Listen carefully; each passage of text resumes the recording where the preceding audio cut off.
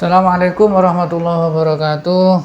Nah, teman-teman, ini ada video yang menerangkan tentang kebohongan terbaru Imaduddin yang sedang duet dengan si Haji Rhoma Irama atau si Raja Dangdut ya.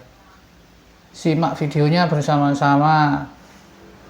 Coba lihat dulu. Datuk Talib itu, Ibnu Ainabah, itu kitab nasab yang ditulis abad ke-9. Di abad 9, tokoh Balawi itu udah besar jadi kiai itu. Ali Asakron ini kiai dia.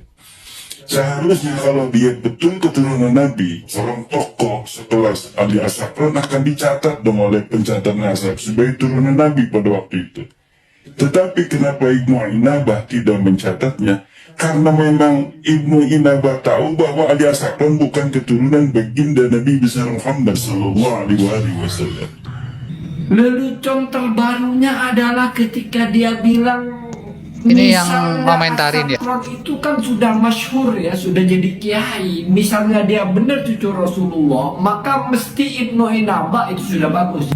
Ini saya sebut lelucon yang kotak, benar-benar kotak. Apa Kemat tidak membaca kitab Ibnu Inabah itu dari muqaddimahnya? Di dalam muqaddimahnya Ibnu Inabah itu dijelaskan oleh muhakiknya, kitab itu selesai ditulis oleh Ibnu Inabah tahun 814. Asakron lahir tahun 818. Gimana ada kitab mau menulis orang, di mana kitabnya sudah selesai, orangnya belum lahir. Ini kok peneliti kok gitu loh. Peneliti seperti itu, yang sudah meneliti terus membatalkan nasab, begitu gayanya.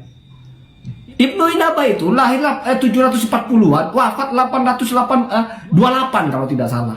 Selesai menulis kitab itu 814. Asakron baru lahir 818. Itu pun Ibnu Inabah di Irak, Asakron di Hadramaut.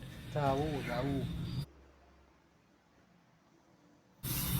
Apa dikiranya seperti sekarang itu ya, kita bisa akses semua orang ya.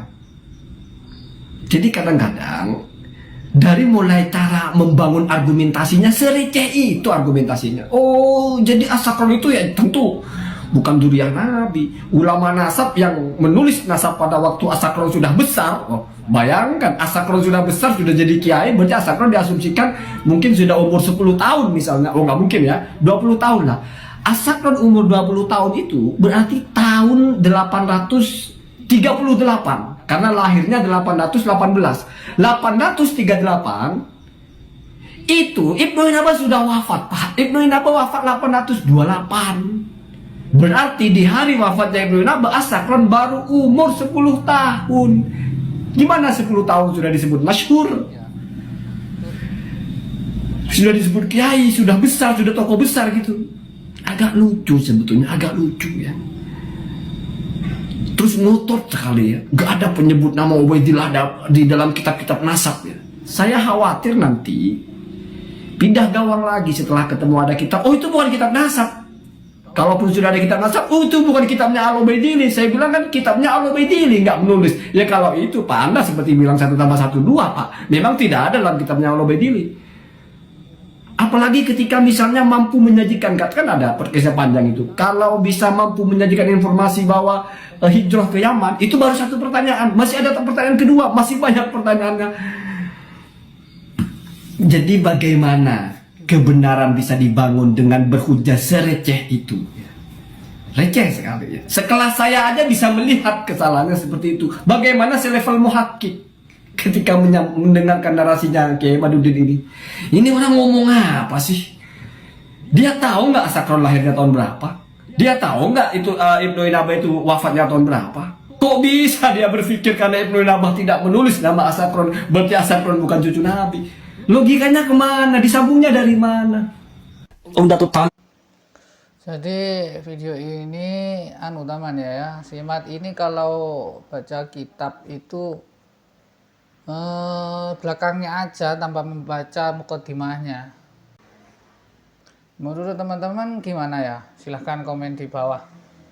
Terima kasih teman-teman sudah menonton. Jangan lupa subscribe ya. Assalamualaikum warahmatullahi wabarakatuh.